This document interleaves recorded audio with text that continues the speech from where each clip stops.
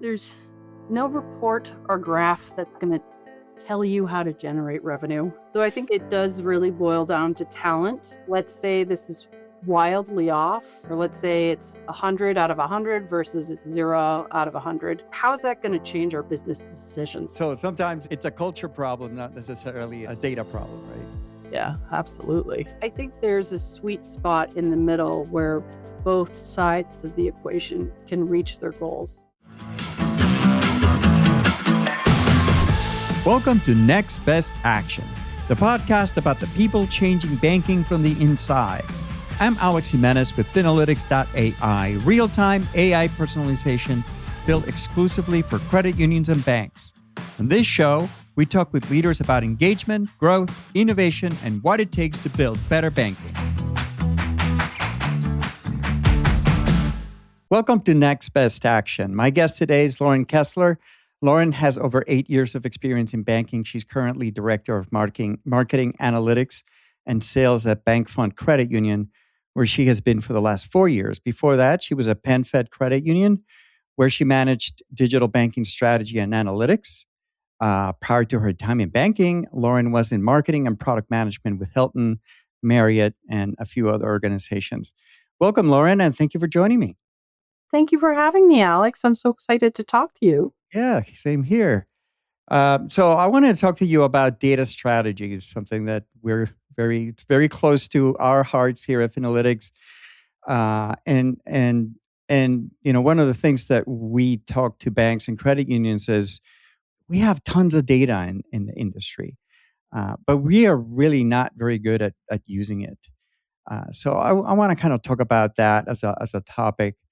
So as I said, most institutions are sitting on a ton of data, and they don't necessarily know what to do with it. So you've been working in analytics or with analytics for the last 8 years in some shape or fashion in banking, and in credit, in two specific credit unions.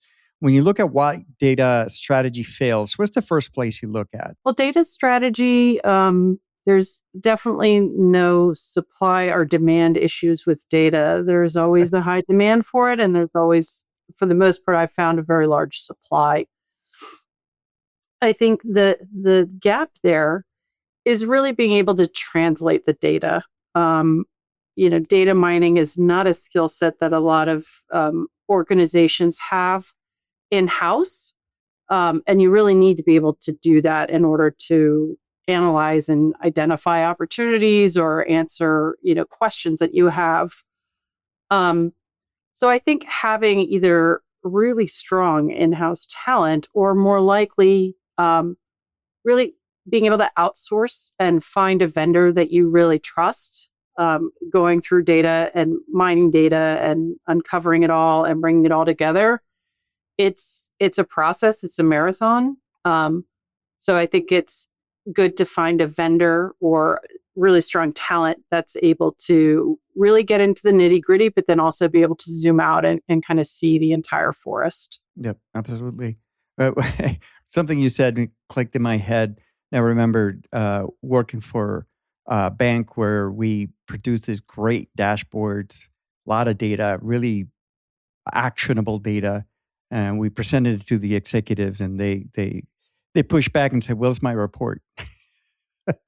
No. So they had all this data, but they just didn't know what to do with data that was forward looking because they Yeah. were just used to the old time management of data, right? So sometimes it's a culture problem, not necessarily a data problem, right? Yeah, absolutely. So data silos get blamed for almost everything in this space, right?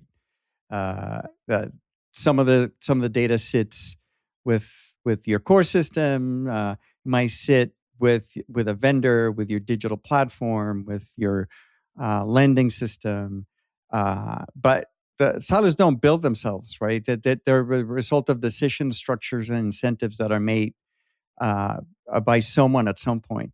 Where do silos actually come from inside a financial institution, and what makes them so hard to dismantle? I think ground zero for data silos is going to be the introduction of a new platform. Mhm.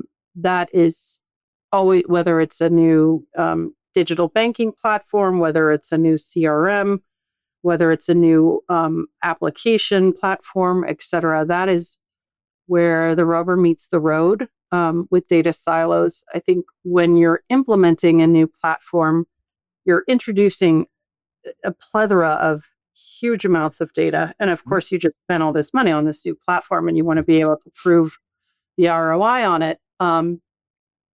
So there becomes a lot of interest in being able to see into it.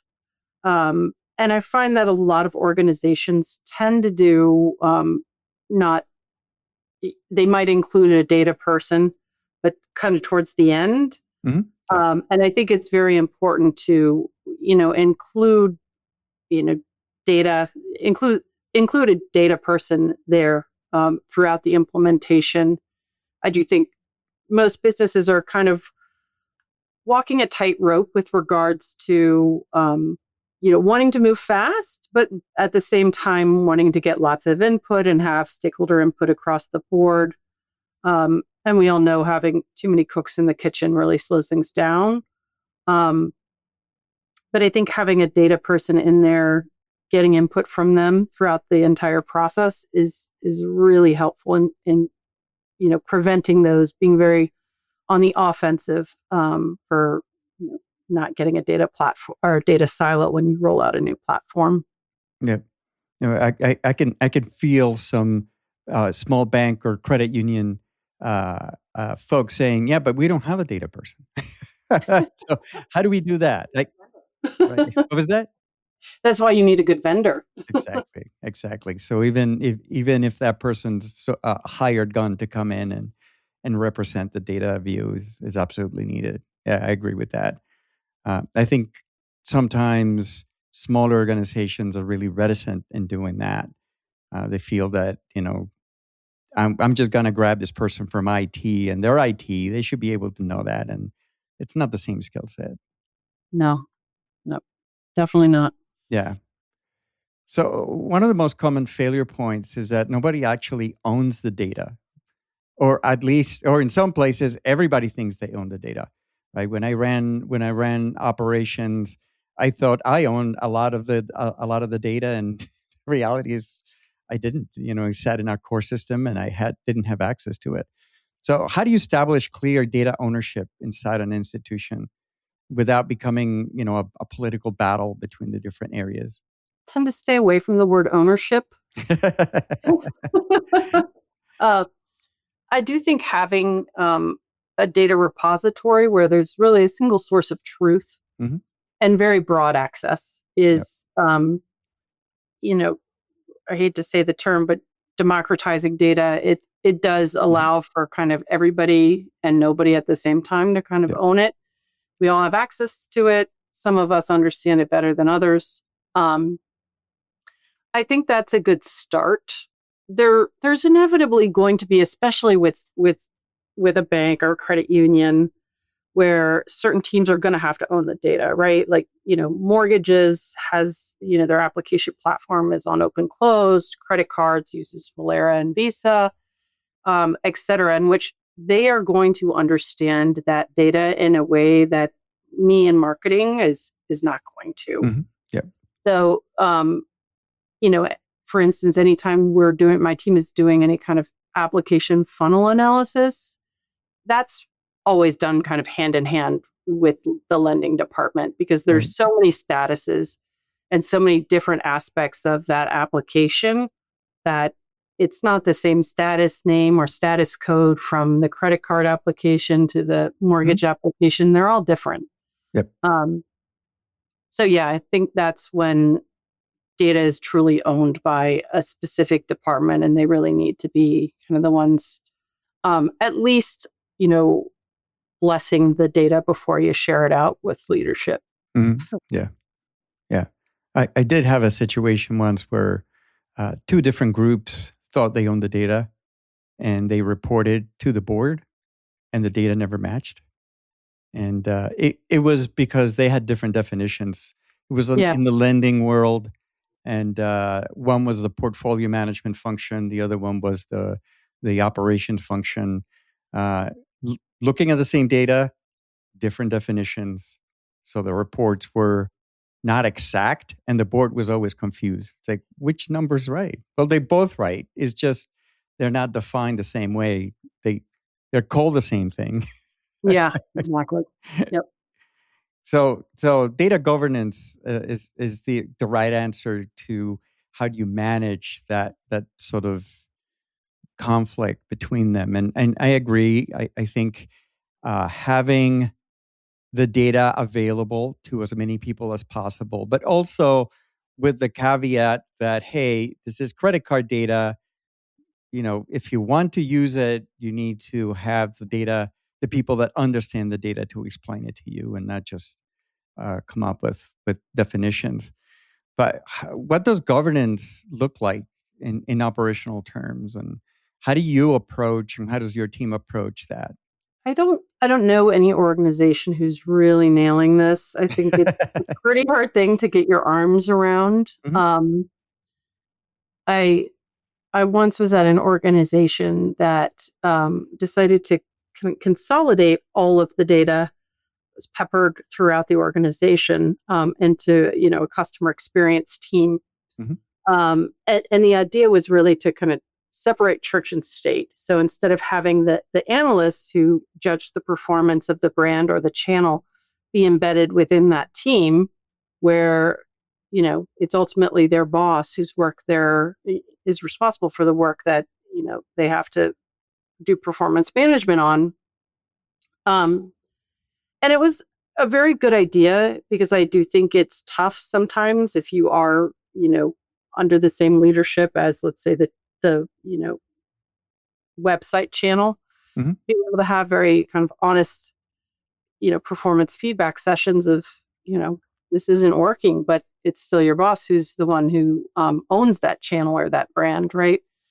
Um, by the time I left there was definitely a struggle with regards to access to data in general and then speed Mhm. to get that data and get that information back.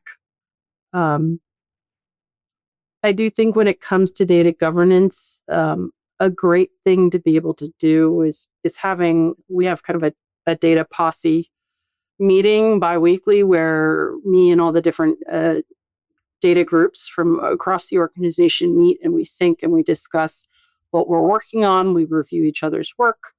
Um, and I think being able to share code, we use, very different things than what, let's say, accounting does. Mhm.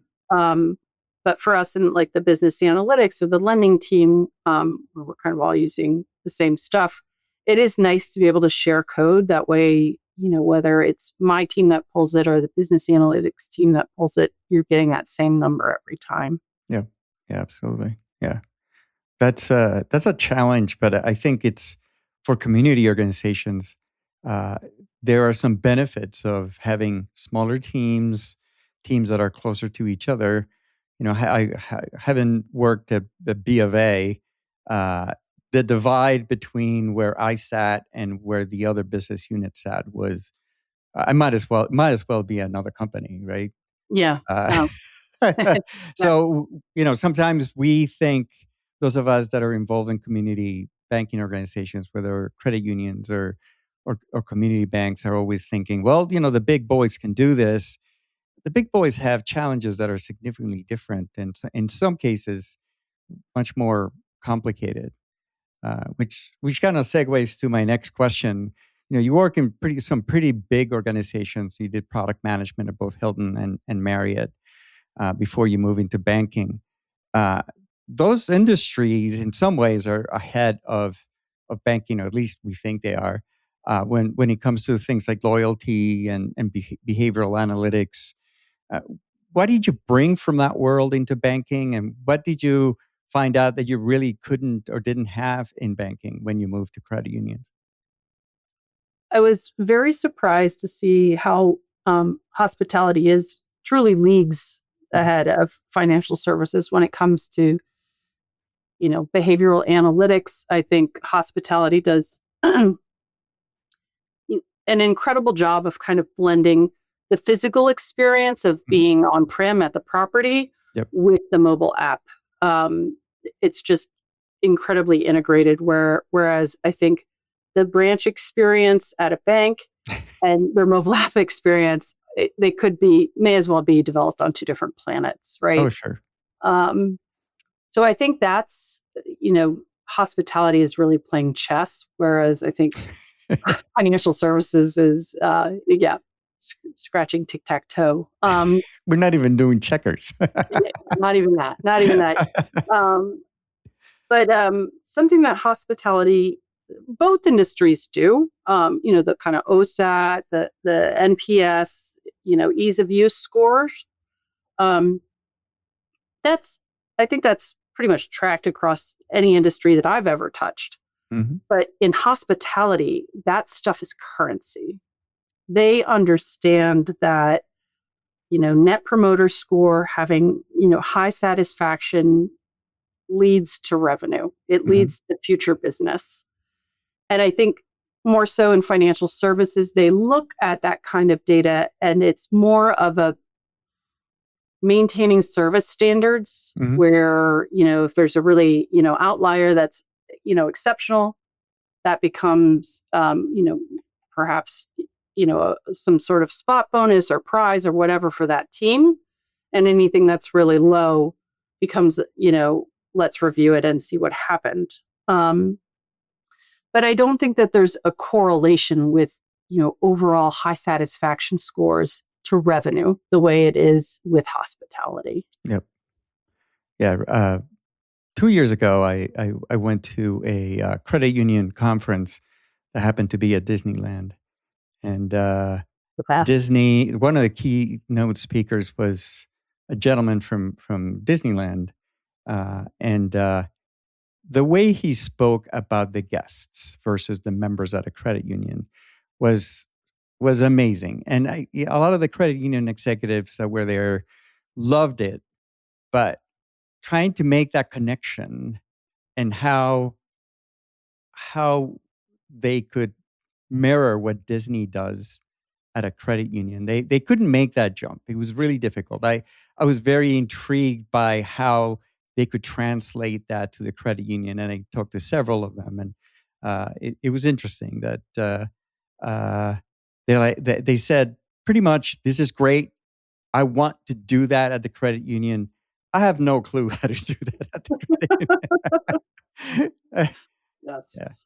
Yeah, and through the years, I've seen a lot of that sort of discussion, particularly when we look at hospitality, when we look at the Four Seasons, for example, and definitely Marriott and Hilton have some really great experiences that sometimes we in financial services think about, but we just don't know how to close that gap and how do we approach it. It's hard. Yeah. So, your role sits at the intersection of analytics, marketing, and sales. So, which is really where data strategy pays off, right? So, what does it actually take to get from analytical insight to a sales or a marketing action? And what does that handoff most commonly break down? Well, there's no report or graph that's going to tell you how to generate revenue. So I think it does really boil down to talent. I think that's very important. I think having data analysts that come with a business perspective as opposed to an engineering IT perspective is pretty important. And then I think something that, particularly in the age of AI, really differentiates is having a storyteller with really a sales and marketing perspective. A lot of analysis, data analysts, there's analysis paralysis, and being able to come in there with that kind of sales and marketing and head for business, you can cut through that and see where the opportunities lie. I think another point where it can kind of fall off is operationalizing data insights. Mhm. So how you get from, the data that you've pulled out of your data warehouse, you've made this really pretty graph, you've shared it with leadership, et cetera. How do you take that and get it into marketing collateral? How do you get it across email, across the website, into digital banking, et cetera? So I think operationalizing data and having kind of a data audience repository is absolutely crucial of getting data and finding those opportunities within data Mhm. that actually where the rubber meets the road. Yeah. I love that. So the human touch still needed in the age of AI. I just today I read an article about several of the large marketing agencies who are not only trying to replace the creatives, which they've in many cases they already have, but also trying to replace some of the analytics people. And I think that's dangerous. And at some point they'll have to turn around and rehire people, just like my friends at Klarna had to do when they shut off their contact center and turned it all into AI, and then a year later they had to rehire everybody. Um, but but that's I love the idea of storytelling is really something that Claude and ChatGPT cannot do well. It's very rote and it's very easy for you to say, "Hey, that's AI." So yeah. Yep, exactly. So you've seen institutions that have cracked the use of data, particularly in the hospitality world. Uh, wh- what changed, and was it a person? Was it just the industry in general? Was it a technology? Why does it make it different than what we see in financial services? I think, moving data from just being kind of a report or a dashboard into driving it into decisions, it comes down to, I think, talent and culture. Hmm.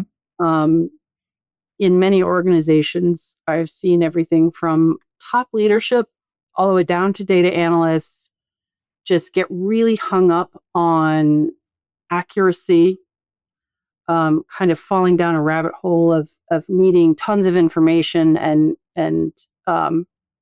really just getting lost within the data. I think it's very Hmm. easy to do that. I like to play a game with my data analysts in which, if we get really caught up on the accuracy of something, I want to see if that's going to make a difference at the balance sheet. And I say, just hypothetically, Hmm. let's say this is wildly off, or let's say it's 100 out of 100 versus it's 0 out of 100. What, how is that going to change our business decisions if it's 100 or 0? Hmm. Yep. And if it's not going to make any difference whether it's totally inaccurate or accurate, I say let's move on. Yeah. There's so much data, there's so many rabbit holes and squirrels and whatever that you need to find a way to kind of do a gut check from time to time Mhm. and zoom out. Um, and I think there's also a cultural aspect to that with regards to, how comfortable are you with risk? How comfortable are you with change? Mhm. I think when you don't feel 100% comfortable with the accuracy, or you want to isolate all these different variables so that you have the pure, true growth rate, and then you get stuck doing all this, I kind of look at it as, there's no bank in the world, that has a 100% pure, understanding of their growth rate where they can strip off like COVID and, interest rate spikes and whatever, where you can truly isolate our growth rate without the broader market and economy and the Mhm. impact that that has. Yep. Um, and when we can't get past that, I say that's an organizational cultural issue with the discomfort with change. Just Yeah. saying, we're never going to know 100%, we're just going to have to use our best judgment to say we need to pivot. Mm-hmm. Yeah. It's hard, easier said than done.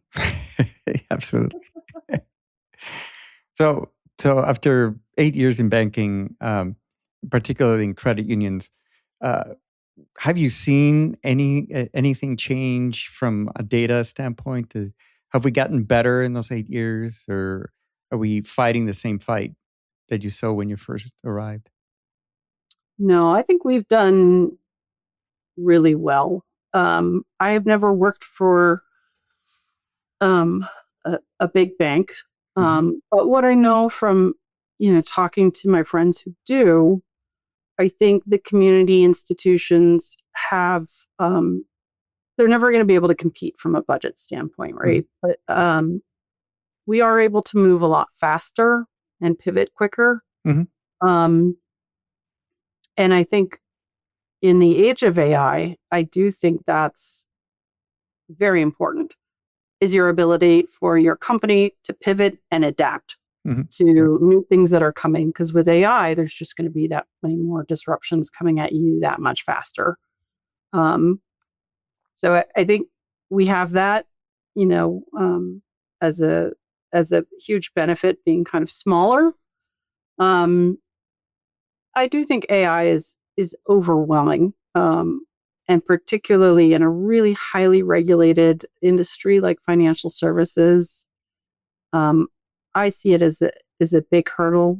Concerns about are we using it? You know, if we use it, is it going to be ethical? Or are there going to be implicit Mm-hmm. biases in this? What's going to kind of happen? Even though AI with data is kind of endless opportunities, right? But how we approach it, our comfort level with the risk, um, it's complicated and Mm-hmm. it's going to be hard. But I think in the past 8 years, you know, I hate to use it again, but I feel like 8 years ago we were playing tic tac toe, and now we are playing chess. We're doing some really advanced stuff Yeah. of really stitching together, data from our external partners like Experian, and really finessing our internal data, where we're really getting a much better understanding of who our members are and what their needs are. Great. Great. So I'm going to pivot a little bit here, actually a lot. I'm going to ask you a lightning round set of questions. So don't overthink it. Just answer, and we move on to the next one. So, what's one book every banking leader should read? And you can also pass if you don't. I feel like I read so many books that are about Judaism and some novels and things that I can't think of one off the top of my head Okay, that would be that's appropriate for fair. That's totally fair. Coffee or tea? coffee. What's the most unusual thing you've done to improve team culture? Most unusual thing I've done to improve team culture. Um, I have done personality tests Hmm. where I could tell just the communication was a challenge in doing Myers Briggs. It really Hmm. helped in kind of understanding how different people communicated. Hmm. And then there's times when I've seen a lot of complacency in which introducing a little bit of competition, sharing out sales numbers, um, that can stir the pot in a good way. Hmm. What's one thing banking leaders need to stop doing right now? Hard for me to say, stop freaking out about the economy because I don't have to face the board of directors and answer to that. Exactly. But it's so far outside of our control. It's Yeah. so far. And it's to me, it's always a great comfort to know that I'm not alone. Like Hmm. the things that are happening in the economy, the fluctuations, et cetera, the inflation, every single FI is dealing with this. We're not alone. Right. Um, so yeah, I think that's something I would recommend. That's a good one. What's a challenge you're currently excited about tackling? Challenge I'm excited about tackling. Um, I have a new team, a new sales team. I got promoted earlier this year. Uh, and I'm just excited to, work with them I've always been back of the house, and this is kind of the first time I'm front of the house and member or customer facing. I think that's a really exciting change, and I look at what makes community banking and credit unions really unique. Um, and I think that's that white glove, neighborly feeling. And now having a team that is, member facing, I'm doing a lot of looking at what are the metrics we're judging them on. Some of the things that traditionally are looked at with customer facing teams is how long is the member interaction, sales, how many people have you helped within one day or within 1 hour. And I'd like to strip away some of those and find other ways. I don't think just rushing through a call as quickly as possible, you're walking away from a great opportunity. To me, if somebody on my team wants to spend an hour and a half explaining the differences between ARMs and fixed mortgages, please, I would love for you to spend your time doing that. I love that. That's great. All right, last question. So what's the one step forward you would challenge every banking leader listening to take after this episode? One step forward? Yes. Meaning one learning that you think they should take out of our discussion. I think it goes back to kind of my roots of being very focused on customer experience. I think there are customer member needs and wants and things that they're trying to achieve. And then of course there's, what any, bank or FI is trying to do, is trying to sell, whether it's selling mortgages, cards, whatever. I think there's a sweet spot in the middle where both sides of the equation can reach their goals. And that's my goal is in doing data, is finding where that Venn diagram overlaps. That's great. Yeah. All right. Well, thank you, Lauren, for joining us. And I reserve the right to invite you again sometime in the future. It's so much fun talking to you, Alex. It's all yours. Well, thank you so much. Okay. Thanks for listening to Next Best Action. I'm Alex Jimenez. If this conversation gave you a new idea or a better question to ask, share the show with someone in banking who should hear it too. Be sure to follow along for more candid conversations on the future of banking.